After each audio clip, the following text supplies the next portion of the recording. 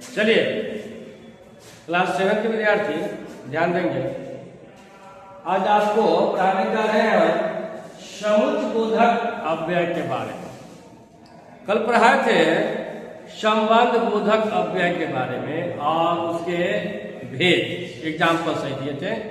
ठीक है, आज आपको हम पढ़ाने जा रहे हैं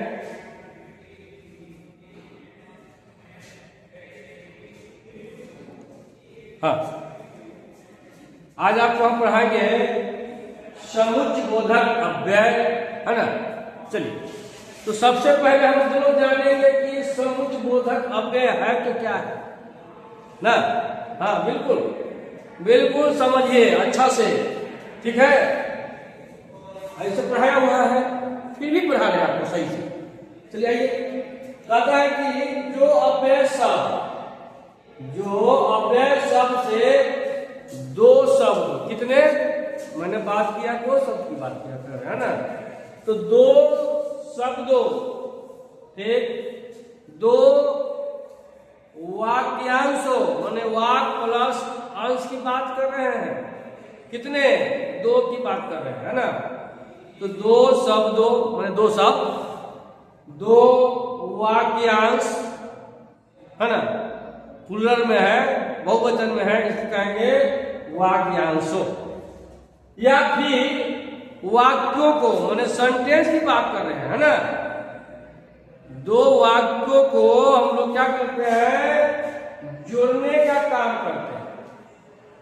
ठीक, ये जो है आपका समुच्चयबोधक अव्यय क्या करता है, दो शब्द, दो वाक्य, ठीक, या फिर दो वाक्य के अंश, ये सबको जोड़ने का काम करता है। ठीक है, उसी को तो हम समुच्चयबोधक अव्यय कहते हैं।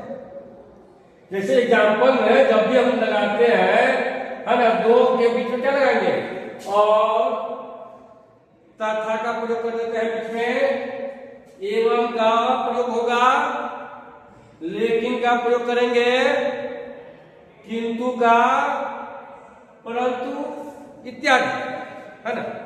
ऐसे समुच्चयबोधक से हम क्या करते हैं कि दो सेंटेंस को, दो वाक्य को, दो वाक्य के अंश को हम जोड़ देते हैं। इसी को हम लोग समुच्चयबोधक अव्यय कहते हैं। ठीक, कोई दिक्कत किसी को समझने में नहीं? तो चलिए आगे बढ़ते हैं। अब है उदाहरण में आ जाइए। जैसे यहाँ पर है राम और श्याम पढ़ रहे हैं, राम भी पढ़ रहा है और श्याम भी पढ़ रहा है, तो दोनों को जोड़ने का काम यहाँ और हम लगा दिए। और जो है मेरा ये समुच्चयबोधक अव्यय है ना। राम और श्याम दोनों के बीच में और जो है ये समुच्चयबोधक अव्यय काम कर रहा है ना, जोड़ने का काम कर रहा है ये और सब। इसीलिए हमने लिखा है राम और श्याम पढ़ रहे हैं। कौन कौन पढ़ रहे हैं? राम और श्याम। दूसरा भी हो सकता है, मोहन सोहन, है ना, मोहन और सोहन पढ़ रहे हैं। सीता और गीता पढ़ रही है। हाँ जी, बिल्कुल, है ना। ऐसे दो चार उदाहरण हम लोग दे सकते हैं। मैंने सिर्फ देखना है कि दो शब्द को हमें जोड़ने के लिए और, है ना, या, किंतु, परंतु, है ना, ये सब का प्रयोग कर लेते हैं। ठीक, तो वही हमने यहाँ पर लिखा कि राम और श्याम पढ़ रहे हैं। देखिए दूसरा उदाहरण भी यहाँ लिखा गया कि वर्षा समाप्त हो गई। एक सेंटेंस, पहला सेंटेंस में क्लियर यहाँ बताया जा रहा है कि वर्षा समाप्त हो गई, माने बारिश समाप्त हो गई, लेकिन धूप नहीं निकली। दूसरा सेंटेंस जो है धूप नहीं निकलना माने वाक, उसको हम लेकिन से जोड़ दिए। जोड़ने का काम किए, किससे?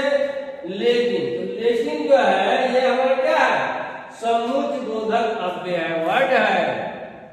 समुच्च बोधक जो है ये अव्यय है ना, शब्द है। ठीक, जो दो दो वाक्य को, मैंने वर्षा हो रही है एक वाक्य हो गया, और धूप नहीं निकली दूसरा वाक्य, दोनों के बीच में जोड़ने का काम कौन किया? लेकिन। लेकिन क्या है?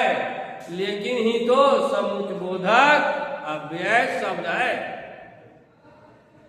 अब आगे बढ़िए, इसके आगे हम समझाने जा रहे हैं कि इसके दो भेद होते हैं। किसके? समुच्च बोधक अव्यय के। कितने भेद? दो भेद। ठीक, पहला क्या है? तो समानाधिकरण समुच्च बोधक अव्यय।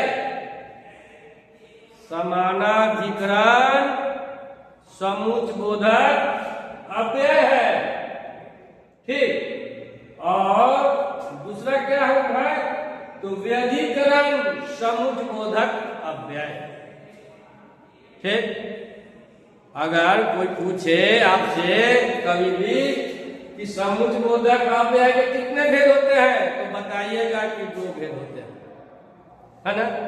समुच्च बोधक अव्यय के दो भेद होते हैं। ठीक, नंबर 1 समानाधिकरण समुच्च बोधक अव्यय,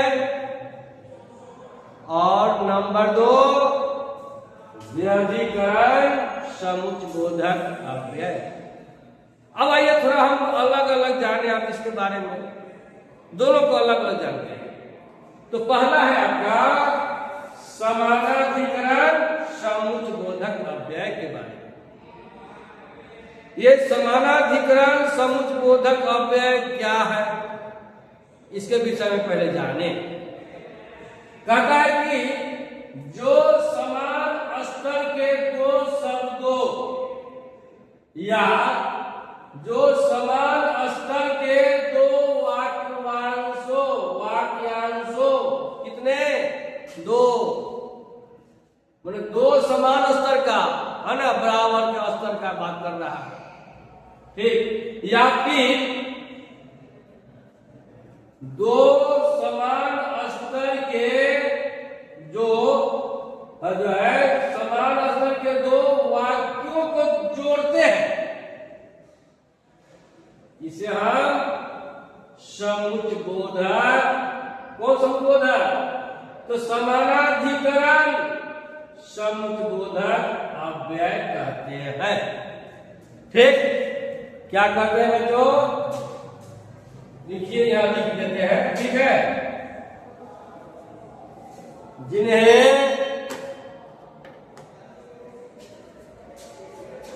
हम क्या कहते हैं? तो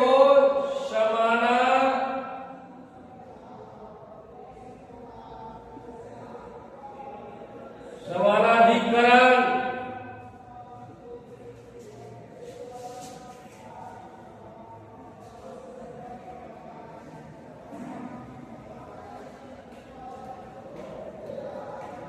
समुच्च बोधक अव्यय कहते हैं। ठीक, हाँ, और इसे समानाधिकरण समुच्च बोधक अव्यय के भी 4 उपभेद। कितने उपभेद होते हैं? 4 उपभेद। ठीक, आइए एक एक करके हम जाने चारों का। तो पहला है इसका उपभेद संयोजक अव्यय। ठीक, संयोजक अव्यय, इसके अंतर्गत हम लोग प्रयोग करते हैं और, तथा, एवं, व, है ना। बिल्कुल। दूसरा इसका उपभेद है विभाजक। क्या नाम है इसका? दूसरा उपभेद का विभाजक। ठीक, विभाजक अव्यय शब्द है। इसके अंतर्गत जो है एग्जाम्पल में उदाहरण होगा, जैसे में या, अन्यथा, अथवा, चाहे, चाहे, न, न इत्यादि, है ना। मतलब विभाजक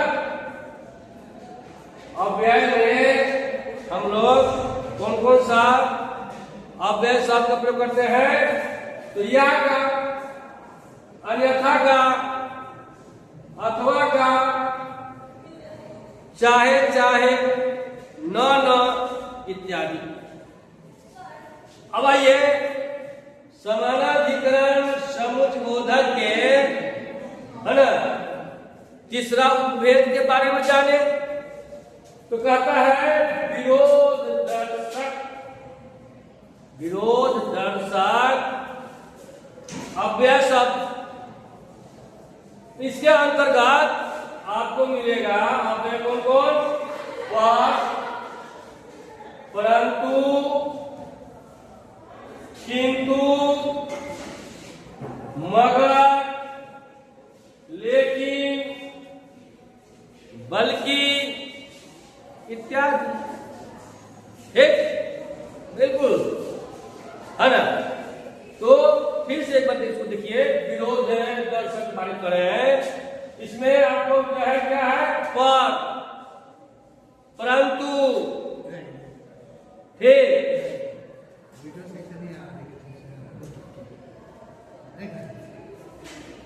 परंतु, किंतु, मगर, लेकिन, बल्कि। अब है इसका चौथा उपभेद के बारे में जाने। चौथा उपभेद में कहता है परिणाम दर्शक। क्या है इसका चौथा उपभेद? परिणाम दर्शक जी। तो आइए परिणाम दर्शक अव्यय के अंतर्गत आपको समुच्चयबोधक कौन कौन है? तो अतएव, इसलिए, सो, अतः इत्यादि, है ना। बात समझ गए? तो ये हमारा जो है समानाधिकरण समुच्चयबोधक के जो है कि 4 उपभेद है ना। समानाधिकरण समुच्चयबोधक के कितने भेद हमने बताया? 4 बताया। ठीक, संयोजक के बारे में बताया, विभाजक के बारे में बताया, विरोध दर्शक के बारे में बताया, परिणाम दर्शक के बारे में बताया आपको। अब चलिए समुच्चयबोधक अव्यय के दूसरा भेद, है ना, क्या है? व्यधिकरण। अब जानेंगे व्यधिकरण समुच्चयबोधक क्या है, यानी किसे कहते हैं। ठीक, तो आइए चलते हैं आगे। कहता है कि जो अव्यय शब्द प्रधान और आश्रित उपवाक्यों को जोड़ते हैं। किसको किसको जोड़ते हैं? प्रधान माने मुख्य, है ना। कह रहा है कि जो अव्यय शब्द प्रधान वाक्य को और उसके साथ आश्रित, जो प्रधान वाक्य के ऊपर आश्रित होता है, वैसे, है ना, उपवाक्यों को जोड़ने का काम कौन करता है? तो व्यधिकरण समुच्चयबोधक, व्यधिकरण समुच्चयबोधक अव्यय करता है। इसीलिए तो इसको जो है हम लोग व्यधिकरण समुच्चयबोधक अव्यय कहते हैं, है ना। अब इस व्यधिकरण समुच्चयबोधक के भी 4 उपभेद है। कितने? 4 उपभेद। ठीक, आइए एक एक करके हम लोग जानेंगे, है ना। पहले तो यह हम लोग क्लियर हो गए कि भाई ये व्यधिकरण समुच्चयबोधक अव्यय जो है वैसे अव्यय शब्द है जो प्रधान वाक्य को और आश्रित उपवाक्य को एक दूसरे से जोड़ने का काम करता है ना। इसे हम लोग व्यधिकरण समुच्चयबोधक अव्यय कहते हैं। क्लियर? हाँ, अब आइए इसके 4 उपभेद के बारे में भी जाने। पहला है कारणवाचक समुच्चयबोधक अव्यय। कारणवाचक अव्यय, है ना, कारणवाचक अव्यय शब्द।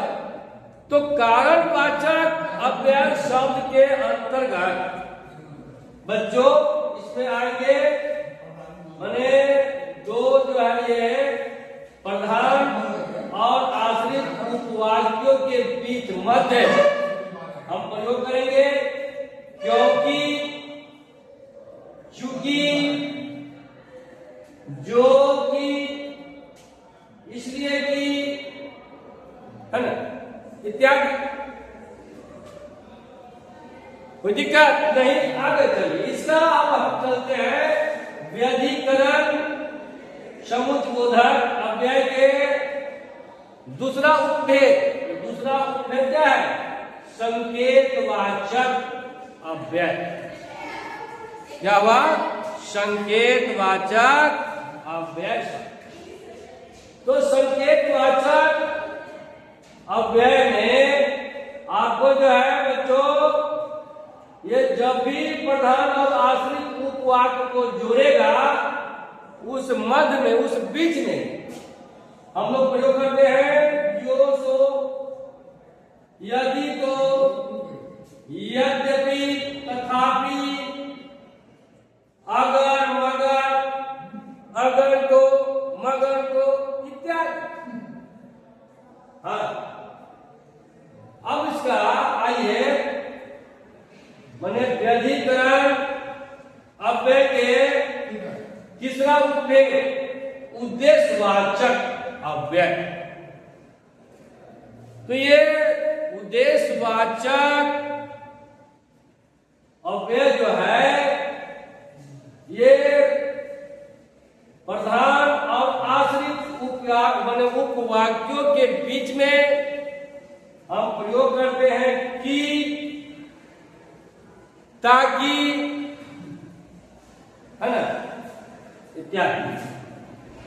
अब देखेंगे आगे व्यधिकरण अव्यय के चौथा उपभेद है स्वरूपवाचक।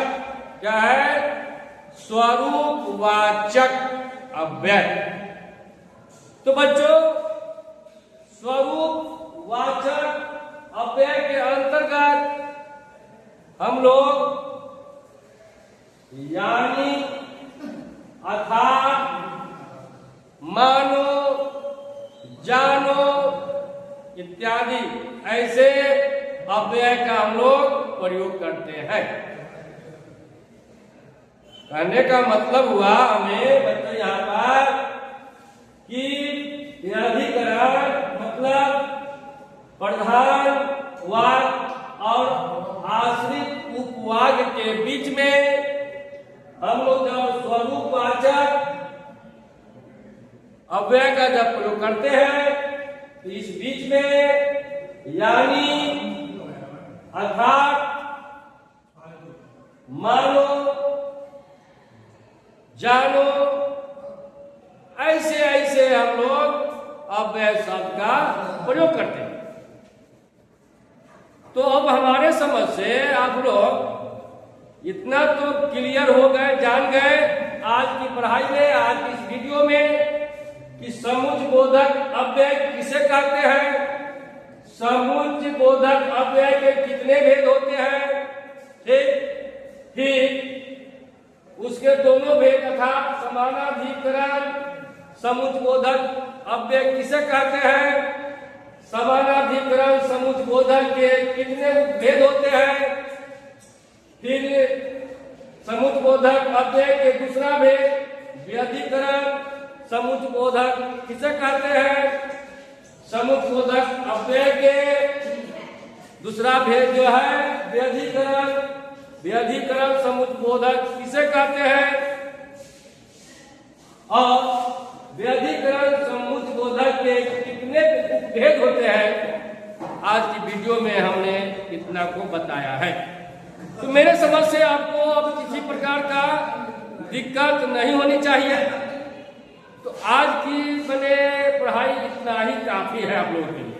फिर हम कल दूसरे वीडियो में इसके आगे बताएंगे। धन्यवाद बच्चों।